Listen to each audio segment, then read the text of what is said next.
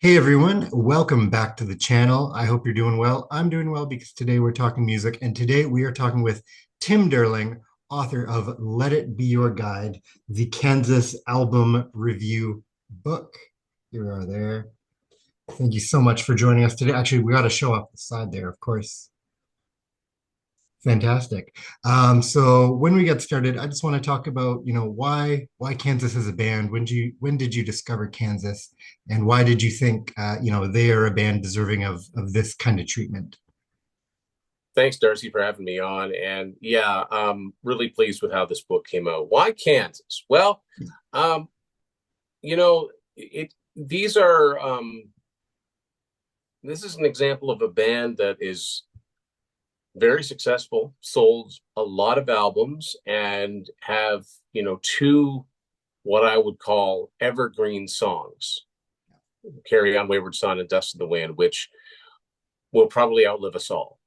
And most people, and not just people our age, most people know these songs. And I've always felt that they are every bit as deserving of the accolades and the sort of reverence given other classic rock bands of their era, like Queen and Zeppelin and Aerosmith. I think they're every bit as worthy of that sort of praise, but yet they're not quite there. They're sort of kings of the second tier, if that makes any sense. They've never quite gotten that due, even though they've got a 5 million selling album, a 4 million selling album, a 4 million selling best of, several gold albums. This is a really successful band, and they're still out there in one form or another. They're still out there doing it, and they're still making new music and good new music. And I think that's one of the keys to this book. Their last two albums, I think, are as good and as strong as anything that they've ever done. And honestly, if they hadn't put out new music that was of such high quality, or if they had done, say, what a band I'll pick on Foreigner, and just kind of stopped making new music, I don't know if I would have been as keen to make them the subject of this book. But I've been a fan for a long time. I got into them back in um, '92. That's when I got into a lot of '70s bands. Was that time period, and they were, I guess, Kansas and Queen were the two that I really just kind of, you know, fell in love with musically. And the differences are, you can go to a bookstore, throw a rock, you'll see a book about Freddie Mercury or Queen.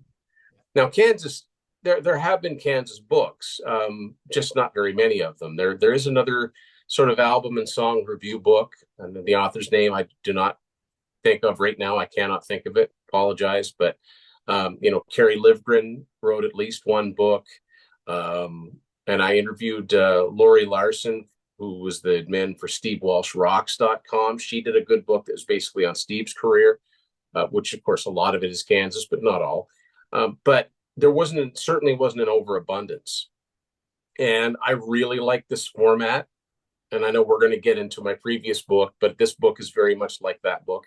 And I've just always been a fan and always wanted to dive deep, no pun intended. I'm in the midst of a deep dive series on my YouTube channel, which you will be taking part in. And I just really wanted to talk to other like-minded fans and get it down why we feel this band, as well known as they are, should be better known. Definitely. I think when you look at Kansas, you think about, their first five or so albums, prog rock legends. And then whenever people mention, the pantheon of progressive rock bands, I think you can see why maybe they never kind of hit that level. Usually it's, British bands, Yes, or Genesis, ELP, something like that. I think even, the name, the imagery, it just feels very American, which for us, I mean, we're in Canada, but it's that North American aesthetic we're totally used to. But I wonder if maybe it just didn't play to those more British sensibilities as well. There's elements of, boogie rock within some of these earlier albums as well that might feel a bit more American than what their contemporaries were doing at that time as well. Yeah, I think you're right. I mean, they are quintessentially American. There's definitely an American sound there. You know, you've got the late Robbie Steinhardt's violin, which adds so much character to their songs and separated them from other bands. But I mean, it certainly didn't hurt Jethro Tull having a flute as a main instrument. So, but yeah, you're right. They gravitated. There was some songs are boogie rock, some a little southern rock. They have they went into a more AOR stage. They were, I think, every bit deserving of being called a progressive rock band, but they actually progressed. Exactly. They stretched out and they tried different things. And I love the fact that you can listen to Kansas, and in the totality of their catalog, you can have something as aggressive as Death of Mother Nature Suite, or something as mellow and commercial sounding as All I Wanted. I like the fact that you could reconcile the fact that's all the same band. Yeah, there may be different members, but there is an aesthetic there. And I argued about this when I was on Sea of Tranquility. It isn't about the moments where Kansas don't sound prog. It's about the moments when they do, that not every band can pull off some of the tricks of the trade that they do so well, and they've done consistently throughout the years. Yeah, definitely. So why don't we go through the process? We talked about kind of when you discovered the band and the appreciation from the band. What is the process of sort of putting a book like this together? How do you go about it? Well, the first thing I do is I just, I'm old school. I get a day planner out and I start writing down, who do I know, who Yeah. have I interacted with on either YouTube channels or social media that have at least mentioned Kansas once. Potentially people that I can talk to be panelists, because the way that these panel books work, and I have to refer to Martin Popoff because Martin started doing the series of album by album books. And he's got several of them. I only have the Rush one and the Queen one. Queen album by album is one of my favorites out of all of his books. I don't know what it is about that one. It just hit. And I thought, yeah, I can see me doing a book like this. And of course, this is the second time around I've done a book like this. And uh, you think of some questions. So as a pretty big fan that knows the music quite well, I write so many questions per chapter. And then it's a matter of emailing, messaging people. Hey, would you like to take part in this? Do you have a preference on what albums you wanted to talk about? I wanted to be very, very even in this, in terms of I did not want to relegate the latter day albums to a footnote. Not at all. I wanted to give the prelude implicit and the absence of presence every bit as much space as Song for America or Mask. I wanted to take an equal look at the latter days stuff, the independent years, the Steve Morse era, all of it. I wanted to give each album, each of the 15 studio albums, their due. So it's a matter of finding people that know the band well enough that can speak to them and say, either you say, if you're first in, you say, well, give me 3 or 4 albums you'd most like to talk about, and then you take it from there. If those are out, take it up. You go, can you talk about this one, and this one? Or, hey, I'll give you these two. Can you also talk about these two other ones that you didn't mention? And you just start whittling away at it and seeing who gets back to you and who doesn't get back to you. And you either people write out their answers and email them to me, or we do a Zoom call, and then after it's done I transcribe the conversation, and in the end you get the effect of as many as 5 to 7 people sitting around a table. I ask a question and we just go around, and everybody doesn't have to have the same answer. And in some of my cases, like you mentioned, some of them, there aren't not exactly questions as they are statements. You can either agree or disagree with them. But at the end of the day, you get, I think, a really, really nice balanced discussion on each of these albums, because we've got kind of fans of every stripe here. I've got people that were into the band almost from the get-go. I've got very new fans to the band. Now I'm somewhere in between. Yeah. So yeah, it was a really, really fulfilling process to do this and just to have it out there. I hope that people will say, I've always liked a couple of their songs, and maybe I had the best of, or I had left overture, but you've convinced me to dig deeper. I'm going to get a few more of those albums. I'm going to pick up those new albums. That's my only goal with doing this is to, I want to spread the word about these bands that mean so much to me. And it's gratifying to talk to people, that the band means a lot to them too. Sometimes more, I think. I mean, I've talked to some super, super fans, and it's gratifying. I've learned things. As a fan, I learned things I never noticed before. So, or I never noticed about particular songs or album covers or what have you. So yeah, that's kind of how it goes. And then you basically kind of put it in a process, a format that makes sense, and it goes from there. I would say mission accomplished. I'm a newer fan. I had the pleasure of contributing to this book, but it was during 2020 when I sort of started discovering the band more and more. I knew kind of their earliest works, some of their hits, things like that. But I listened to Absence of Presence and was blown away. I still think, now that I've actually given a critical listen to all of their albums, I do think it's one of their best, Fantastic. yeah, as well with the Prelude Implicit.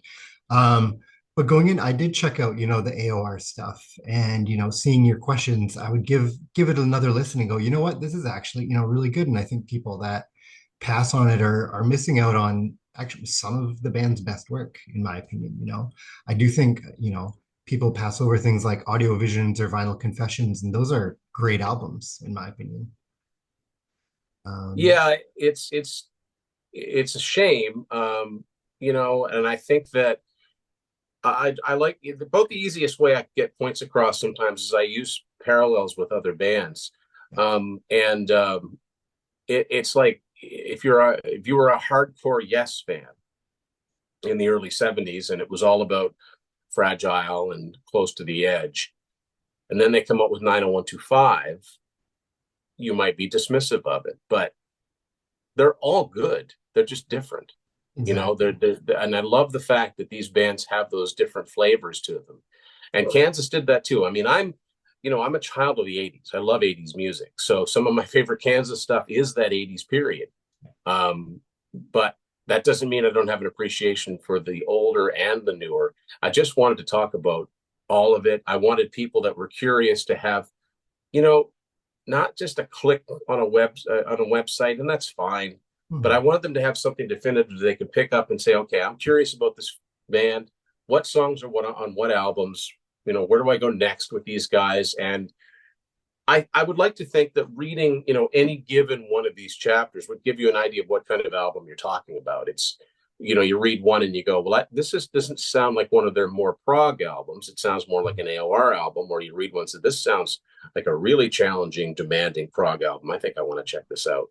Yeah. You know, and just to raise the awareness of the fact that, you know, they didn't stop recording at the end of the '80s when their MCA contract expired. I think it's always important to champion new music by these veteran bands if it's good. And in the case of Kansas, it's been very consistently good. Really good. Now we'll talk about the book. This isn't your first track by track book. You've also done one about Y&T, another one of those bands where it feels like they never quite got kind of the infamy or their due. And I think that was part of your inspiration for that book as well. Are there any lessons you kind of learned by doing the Y&T track by track book that you were able to sort of apply for this go around? Very much so, Darcy. Very much so. Very proud of how the Y&T book came out. Yeah. And to this day, I still don't think there's another book on that band. That's a band that we're talking about. I mean, the difference is they're one of my favorite bands, but dollars and cents wise, we're talking about, Y&T's a band that, it's estimated they've sold something in the vicinity of 4 million albums worldwide. Well, Mhm. Kansas had one album that sold 5 million. We're Yeah. talking about a different level of fame here, but I still wanted people to, that's what made me really want to get that book out into the marketplace. And that book did very, very well for me. Mhm. And the cool thing is it continues to sell here and there. I still see copies of that sell here and there. But lessons learned from it. Yeah. One thing was about, I would say, the formatting. And I have to give a shout out to my good friend, Matt Phillips, Go North Design, who once again helped me with this book. Without him, none of these books would exist. But we've got more words per page. We get a lot more words per page. There's not as much spacing, and that's because we were really concerned about things like margins. You don't want words to disappear into the crease of a book when you've got it opened up. So we kind of erred on the side of caution. But now, with a little bit, you like to think you get better as you go. Of So course. it's a much longer book. This Kansas one, it's about 55 pages longer than the Y&T book, even though it's about the same size book. So there's more words per page. And it's not just because, Kansas have 15 studio albums and Y&T had 12. It's the fact that, yeah, we've got a lot more. There's a lot more, there's a lot more meat in it, Mhm. a lot more substance. And don't get me wrong, very proud of the Y&T book. But like I said, you hope that you get better as you go. And I really, really, really pleased with how it came out. Awesome. So I think now we're slowly sort of expanding the realm of questioning. But before we leave Kansas behind, were there any songs or albums that you sort of gained a new appreciation from, either doing your own research for this book or hearing other people's opinions, thinking, yeah, maybe I'm missing something, or maybe folks are right, that track, doesn't sound as good as it does in my memory. Um, in any case, it would be a deeper appreciation because I've listened to him, and Kansas are a band that I can always, you ever go on those, I call it kicks, where you just listen to one band for a while, you Exactly. just get in, and I can get in a Kansas kick really easy. Yeah. Uh, just around the catalog, doesn't has, not necessarily in order. But in the course of doing some serious listening, and then when I started getting answers to questions back, there's one I really developed a new appreciation for, one of their most prog songs, and that's "In Commudro, Hymn to the Atman" from Song for America, the last song on that album. I mean, I've got that song kind of memorized in my head. That's a long song, so that shows you how much I've Yeah. listened to that. And you know what? I kind of went out on a limb because I know, when you're a diehard fan of a band, you get the claws up if you think somebody's going after your band, right? Um, so I posed a question in the Left Overture chapter about Magnum Opus, the closing, I guess, suite on the Left Overture album, and I always kind of mused that it does kind of sound like what it is a bunch of just disparate parts rammed together. I mean, Left Overture was originally going to be the title of that song because that's literally what it was. I'm not making this up. It was literally leftover parts of other songs. And they said Left Overture. Oh, that'd be funny. And somebody in their management says, you should call that Left Overture is too good a title. You should call the album Left Overture and call this something else. And they went with Magnum Opus. And and people would say, well, no, listen to this part, listen to that part. And I'd go back, you know what? You're right. It's pretty amazing. My one, and I don't want to call it a complaint, but my one wish with Left Overture is that they had done what Rush did with La Villa Strangato and indicated in the track where Section. each Yeah. segment ends and begins, because you can kind of figure it out, but it would be nice to say, this is where we mean, this is that section, this is that section, you know? Yeah. And, but yeah, those two songs have really risen up in my estimation. Yeah, I just, it was really gratifying to hear people as into this music, if not more than I am. That, it's always great when you can talk to a diehard. It's great introducing somebody to a band and having them get it Yeah. and get into it. That's exciting. And I've had the pleasure of having that happen a few times with friends over the years. That's, I've been sort of like a missionary for this type of music. But when you don't, when you can talk to someone who you've barely met, you don't know, and you can get right into the deep cuts. You don't need to, the band, they sing this. You don't need to do any of that. They know. And they know because, hey, what about this song? Well, you're not going to know that song unless you're a diehard fan, that sort Yeah. of thing. Definitely. I think it's amazing to be able to have, a book in this style and just hear everybody's opinions. And one of my favorite things about the book is that you can tell when people hear things differently. Some people will talk about a track and they love it, or the production and they love it. And other people are saying, yeah, I don't know, that seems overblown, or, I don't go for that, 80s sound, or something like that. And it's just cool to have something like that. Yeah. There's one particular part that really kind of took me aside. That took me back a little bit, and I never thought of it this way. And an album, and I won't name the album or the panelist, but an album that I would listen to and think, I like this, but it's very dated sounding because of. And to have someone say, well, that's actually my favorite production sound because of. And I'm like, wow, I never thought of it that way before. So, yeah, we all hear things differently. There is an awful lot of common ground. I mean, you're into this band, and there are a lot of benchmark songs that most people agree are pretty great songs, but it's those lesser known ones that are somebody else's favorite, you know. And I like the fact that I was able to get, folks like yourself and Jex Russell and John T. Snow, who weren't diehard fans, but were willing to give it a listen, give the stuff a listen, and talk. Tell me about what you just heard. What did you think of it? And now are expanding their collections. That's fantastic. And Exactly. same thing with the Y&T book. When I have people message me, Tim, love the book. I just went on Amazon and ordered a couple of their CDs. That to me, that is so fulfilling. That's because I'm reaching people. And it's like, I was like, yeah, this is really good. And I'm like, right? That's what I've been trying to tell people for X amount of years. So yeah, it's great. And I've got more of these in mind to do. So now we're expanding. As we can see in your background, you not only are a massive fan of music, but you collect the physical media as well. You've got, I can see tapes, vinyl, CD, and you are kind of known as sort of the 8-track guy, partly in due to Unspooled, right? So Yeah, this is let me move this phone so you can see what is sure. directly in my eye line up here. All those 8 tracks there. Yeah. Yeah, that's my 8-track collection. Yeah. Yeah. So the question is, are there formats you prefer? So first of all, why collect multiple formats? Are there some you prefer? Are there some, and why do you prefer some things on one format maybe versus another? Well, um, that's a good question. Well, let's put it this way, and this might surprise people, but if I had to, if for some reason, if I had to whittle down my collection to just one format, I'd have to whittle it down to CDs. Yeah. They're the most, if you take care of them, they're the ones that are going to last the longest.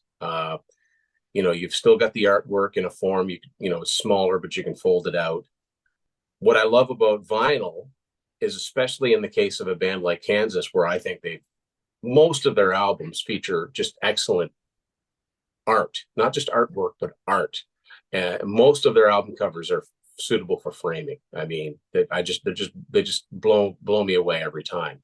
So vinyl is the best way to view that stuff for sure. Cassettes, I'm highly nostalgic about cassettes because that's where I started. I started really getting into music and buying albums when I was 12, and that was 1986. So cassettes are what I was buying. Now, 8 tracks, it's true.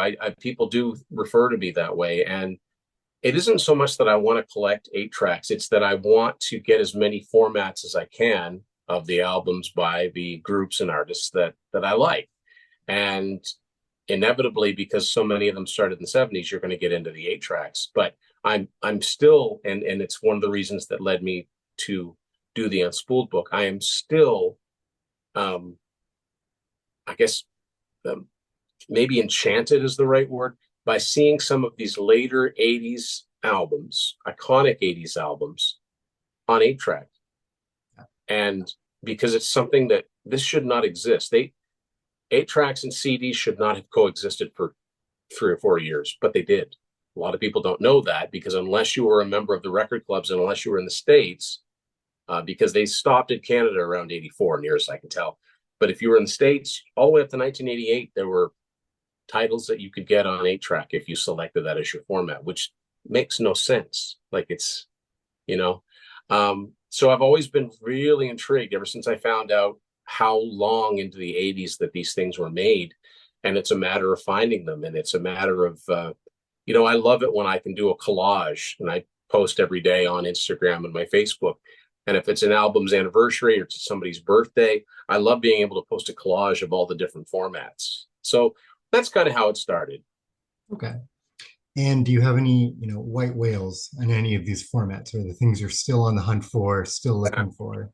For 8 tracks, yeah, Yeah. absolutely. And basically it's finishing out collections of my favorite bands, right? Yeah. Yeah. Um, as a Kiss fan, I need Creatures of the Night, Lick It Up, and Animalize.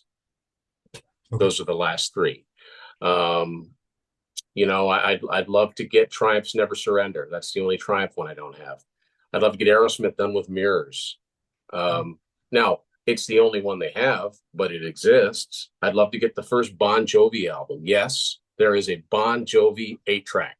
Believe it or not, you can go on Yeah. Discogs and check it out. Uh, I've been lucky, I found a lot of rare ones, just looking at my collection here now, I do have a lot, but the first two Vandenberg albums, I'd love to find those. Night Ranger, Dawn Patrol, that's a tough one to find. Like, and a lot of these are ones that if you talk to 8 track collectors, they're like, yeah, I'm looking for these ones. And they're like, you get to the back of the line, pal. We all Yeah. are, they're that. And what's crazy is you could have albums that are really successful, but you just don't see them in this format because most people be like, they never even made it on that format. Yeah, they did. Yeah. That's another reason I wanted to do Unspooled. I wanted pictorial proof that, look, I'm not making this up. If I've listed these here in the year-end lists, it's because they exist. I have seen them. Yeah, exactly. I mean, I'll go thrifting, and we talked about that briefly. Yeah, Sometimes you'll find, an 8 track from a band you're interested in, but yeah. generally when I do see them, I'll see, mostly, Elvis or some country and western It's classical things like Yeah, that. that's always been the way because I started collecting these in the early '90s, and that was pretty typical. Mhm. And if you did see any rock ones, I mean, you're not likely to see any past 81, Right. 1981. The very first 8 track I ever bought was Journey Escape. I found it for $1 at a flea market. And I Sure. was so intrigued because I was way into Journey that, well, I still love them, but I was way into Journey and that I zoomed right in. I could see that album cover like as I was approaching the table. I'm like, hey, that's neat because I'm old enough to remember when these things were popular, the turn of the 80s. I was 5, 6 years old, but I remember them. I just didn't realize that they kept making them all the way up through, right? I had no idea until the mid 90s. I didn't know these things existed. And when you, oddly enough, did this, talking about Kansas, there used to be a time when, if you were starting an 8 track collection, you could probably find Left Overture and Point of No Return pretty easily. I mean, those were big albums, right? Yeah. Or the first couple of Boston albums, Sure. Fleetwood Yeah. Mac Rumors, but yeah, you're not likely to come across unless you find an estate sale somewhere. Yeah. Some of these later '80s ones. Yeah. So as we're slowly starting to wrap up now, I'm going to pose a hypothetical. There's someone who's never heard Kansas or Y&T. We're going to do both. What to you is the album that they should check out by that artist? Wow. Um, with Y&T, if somebody knows at least that they're a harder rock band, and I love the album, but I wouldn't call it my favorite. It's one of my favorites, but I don't think you could go wrong with saying go listen to Mean Streak. I think that's the quintessential Y&T album. Yeah. And how about Kansas? Where such a diverse sounding band, but where would you Well, go? Left Overture is as representative of their sound Yeah. as any of their albums. And Carry On Wayward Son is such a great calling card song because, as many times as I've heard it, I'd never get tired of it. Yeah. Um, and that kicks it off. So if you stick with that, then you'll get to hear The Wall and Yeah. Questions of My Childhood and Cheyenne Anthem and all of that stuff. Yeah. Yeah, it's not as if that it's that biggest album, but it sounds nothing like anything else they've done. It's not the case. It's very typical Kansas. Yeah. So yeah, that's what I would say there. Okay. I'm shy of getting a compilation if you're going to get an actual studio album. That's what I'd suggest for both of those bands. Okay. Yeah, so kind of again, we're wrapping up, but I want to tell people again, Let It Be Your Guide. You can find it on Amazon. I believe, almost all the Amazons there. Yeah, whatever your local Amazon is, UK, Australia, Yeah. Canada, US, it's there. If you type in my name, Tim Durling, you should see all three of my books. Okay. And I'm going to give you the final word. If there's anything you'd like to promote, anything you'd like to kind of share about whatever, how to find your books, how to find everything else, any videos you've got coming up, anything like that, where to find you. Yes, thank you. Yeah, well, my YouTube channel is Tim's Vinyl Confessions, which in and of itself is named after a Kansas album. That should give you an indication of, my fandom. Yeah. And this the end of this August, I'll be celebrating 10 years of doing these videos, which is pretty amazing. But yeah, I'm also on Facebook and Instagram. Again, Tim's Vinyl Confessions. If you want to reach out, ask me a question, Tim's Vinyl Confessions at gmail.com. And I just thank everybody for the support. And I got to thank, folks like you, Darcy, for giving me the chance to do this because I'm on my own. I have no publisher. I have no agent.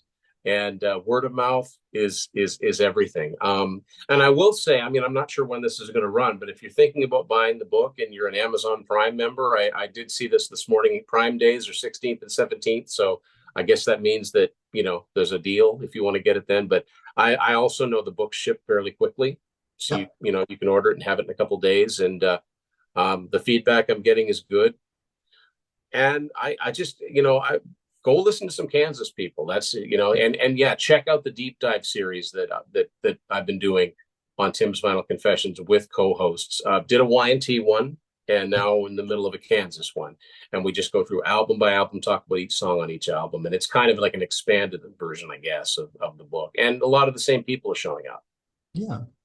We've got a couple minutes left, so I'm gonna let you kind of pick maybe what are three other bands or artists that you want to tell people about? Because I know we've talked about, Night Ranger briefly. That's another band that I think more people, Love yeah, more Night people should know Ranger. about. Yeah. Yeah, Night Ranger are a fantastic band that, again, their last four albums have been four of their best albums. They're still doing it. It's been 3 years since their last album, and I saw them last year in concert and they sound fantastic.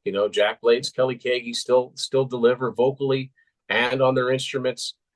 Yeah, I mean, In Rush is one of my favorite bands, but Mhm.